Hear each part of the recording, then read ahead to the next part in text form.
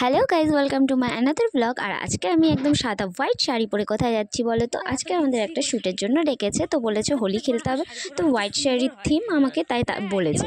আর আজকে আমি এতটা বাজে করে শাড়ি পরেছি কি আর বলবো। তারপর রেডি হয়ে চলে গেলাম একদম অন্তরাদির বাড়িতে যে আমার শাড়িটা ঠিক করে দিল। আর তারপরে দুজন মিলে টুকটুক করে চলে গেলাম জয়ের কাছে মেকআপ স্টুডিওতে। এবং সত্যি বলতে আজকে এত বিচ্ছিরি করে শাড়ি পরেছিলাম বলার মতো না। অনেক দিন পরে এই শাড়িটা পরলাম, তো তাই বোধহয় এরকম হলো। তারপরেই যাওয়ার পরে আমাদের কিন্তু শুরু হয়ে গেছিলো মেকওভার। আমার কোনো মেকওভার করার দরকার পড়েনি, আমার লুকটা ঠিকই ছিল। তবে অন্তরাদিকে যেহেতু একটু বয়স্ক লুক করবে, তাই তাড়াতাড়ি করে অন্তরাদিকে সাজানো শুরু করেছিল। আর পেছনে 3টা বাচ্চাকেও সাজিয়েছে। আর ওদিকে হিরো হিরোইন রেডি হয়ে আছে, আর আমি তো অলমোস্ট রেডি। দেখো, আমার শুধু শাড়িটাই একটু চেঞ্জ করতে হয়েছে, ডিফারেন্টভাবে পরতে হয়েছে, আদারওয়াইজ সব ঠিকই আছে।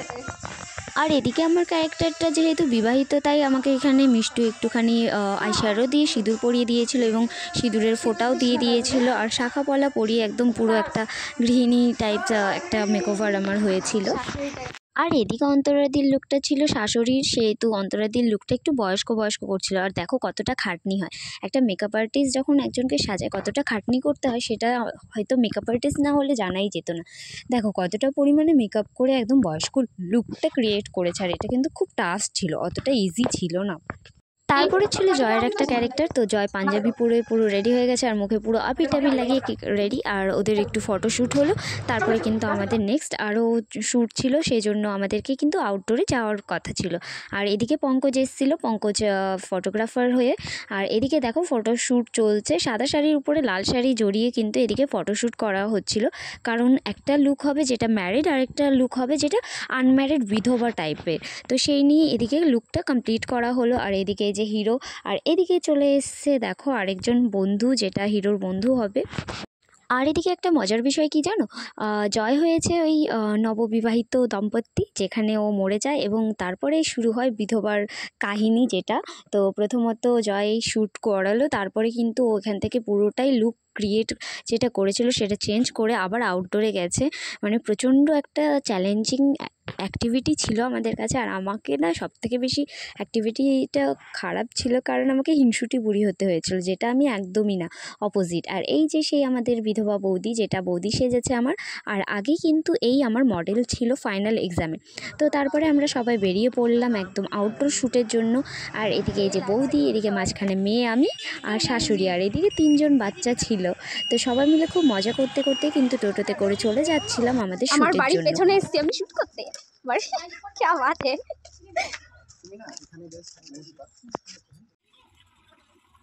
লাইটটা বাড়াও তো, ফুল একদম ফুল করবা।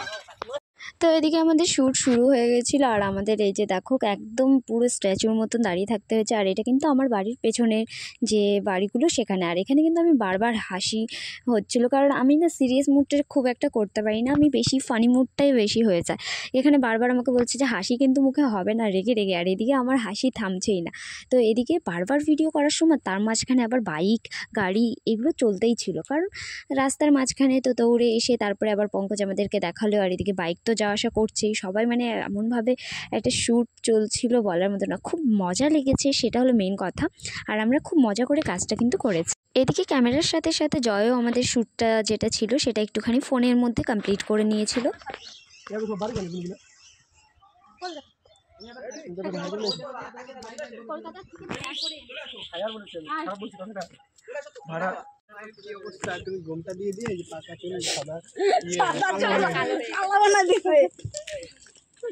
মদ খাওয়ার ভিডিও নিতে চাইলাম, মদ খাওয়া গল্পই শেষ হয়ে গেল।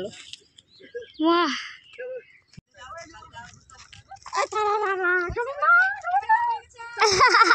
ক্যামেরা অফ হয়ে গেছে।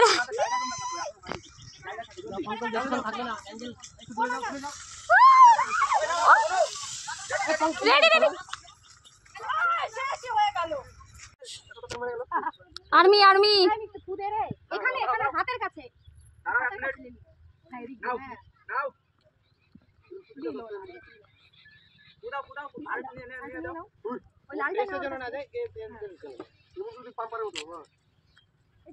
এইদিকে আমাদের শ্যুট কমপ্লিট হওয়ার পরে কিন্তু সবাই হ্যাপি হোলি করে চলে এসেছিলাম, কারণ আর বাকিদের সাথে কবে দেখা হবে তার না দেখা হবে তার তো ঠিক নেই।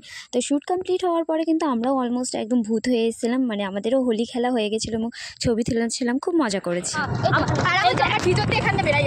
আমাদের শুট কমপ্লিট হয়ে গেছে, এখন আমরা যাচ্ছি সেন্টার পার হলো। এখানে এখানে চড়ক মেলা হয়, এই পুকুর পাড়ে ওই যে। আর আমার মা, এই যে দেখো, এটা আমার মা, এই যে আমি মেয়ে, আর এই যে হলো আমাদের পাড়ার বোনেরা, সব হোলির আগে হোলি খেলে ভূত। শ্যুট থেকে তো চলে এসেছি, আমি ওখানে যেয়ে মুখটা একটু ফ্রেশ করলাম আর বেরিয়ে পড়লাম, শাড়িটা ঠিক করলাম। তো টোটোতে উঠলাম, টোটোতে ওঠার পরে টোটোওয়ালা বলে কি 15 টাকা। আমি ওখান থেকে রেগুলার 10 টাকা করে আসি, ঘাসিপাড়া পর্যন্ত 10 টাকা, সেখানে বলে 15 টাকা। মাথা পাগল মানুষ হলে যা হয়। তো যাই হোক, এখন বাড়ির দিকে যাই, ফ্রেশ হয়ে আবার পড়াতে যাবো। একটা জিনিস দেখো,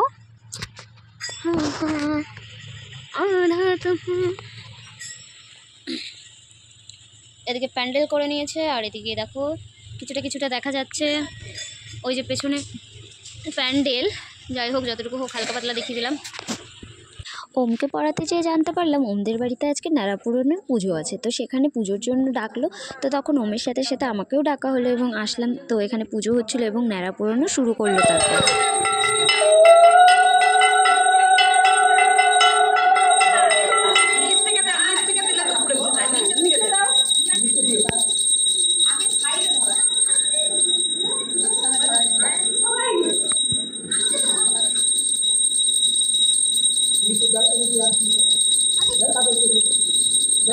এই ন্যাড়া পোড়ানোর ঘরটাতে আগুন দেওয়ার পর এত দাউ দাউ করে জ্বলছিল যে চারপাশে লোকজন দাঁড়ানো যাচ্ছিল না, এতটা পরিমাণে আগুন জ্বলছিল।